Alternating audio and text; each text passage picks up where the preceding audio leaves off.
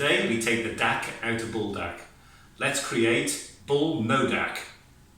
Come on, vegetarians need fiery buldak too. Well, maybe not the dak or chicken part.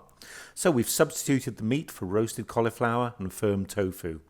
The sauce has so many levels of flavour. The heat isn't insane, just the high end of spicy, although don't blame me if you end up singing, "I'm on fire." Here's the ingredients. I'll put them in the section below as well. So our first step on this trip to hell is going to be, I've got here a small head of cauliflower which I've broken up into fairly chunky florets. We do want them to have some texture, and all these little crevices will get filled up of the fire sauce. So the first thing we're going to do is actually to get them baked. So I'm going to transfer these into there. Some veg oil or similar, something neutral. On top, these are going to go in for about 20-25 minutes, a bit of salt, into 190 degree or 400 degree Fahrenheit oven. Give them a good toss so that they're nicely encapsulated with the oil. There we go. And these are going to go in for 20-25 minutes. So let's get that done. So whilst they're in the oven, let's get our Inferno fire sauce started. So what I've got here, the first step is our gochujang. In that's going to go, we've got 2.5 cups, sorry, 2.5 tablespoons here. Let's get that in. There's 4 levels of both flavour and kind of heat we've got here. So first of all, we've got the gochujang, which is the traditional pepper paste.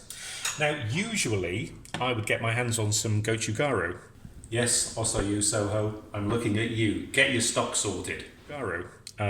Unfortunately, my local supermarket, my Asian supermarket, hasn't actually gotten in stock at the moment, so I've managed to get hold of some gochugaru paste, and it's got the right level of heat, and it actually smells really good, so we're going to give it a go with this time. Next one, we've got some traditional, in this particular case, Korean chili flakes. They're going to go in, and the flakes are just as much for colour as they are for heat.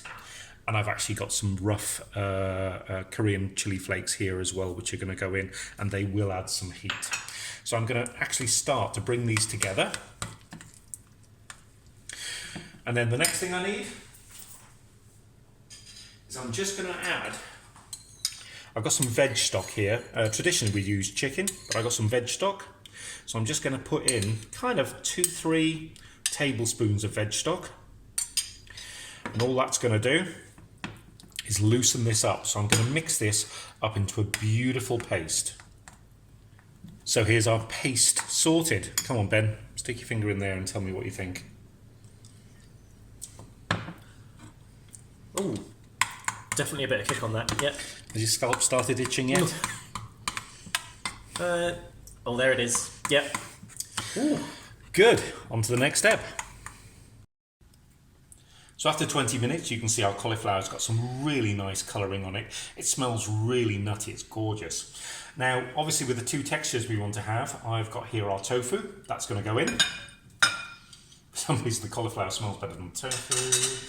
So, to get our initial flavouring, flavour profile into this, we're going to add our chopped Thai chilies. Now, Thai chilies have so much capsicum.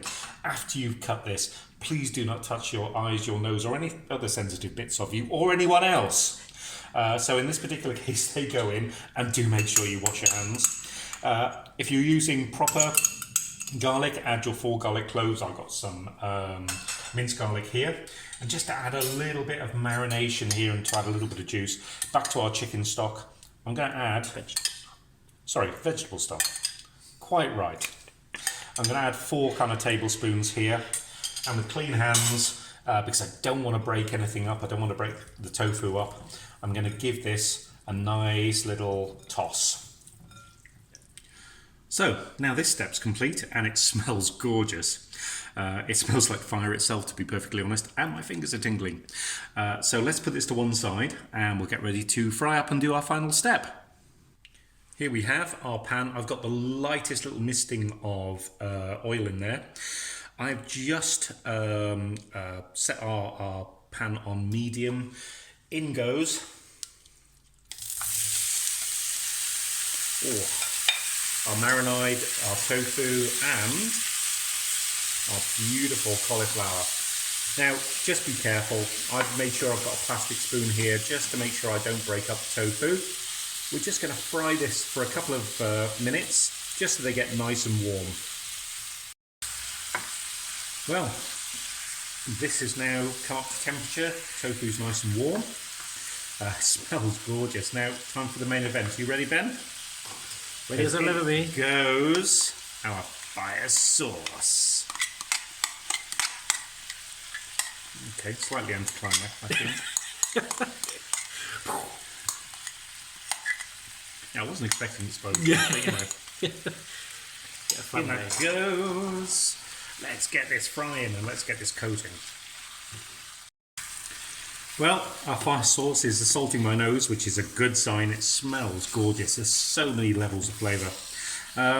I'm just going to let this potter on for a couple of minutes. I've got our mozzarella in a plastic bowl. I'm going to stick that in the microwave for 2 minutes. You can obviously melt the mozzarella whichever way you want, but we want some lovely, lovely cheese pull on this when we serve. Here we go. That's a real assault, beautiful assault on the senses.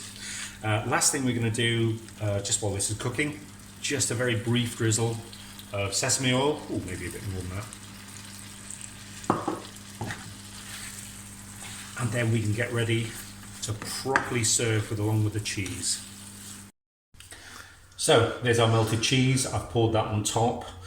Just sprinkled some sesame seeds and some scallions and spring onions around that, just to finish this off. So we've got some vegetarian kimchi, some noodles, some rice, and this is where we get stuck in. Here we have this scalp-itchingly and addictive veggie dish, which is quite straightforward to make. Give it a go.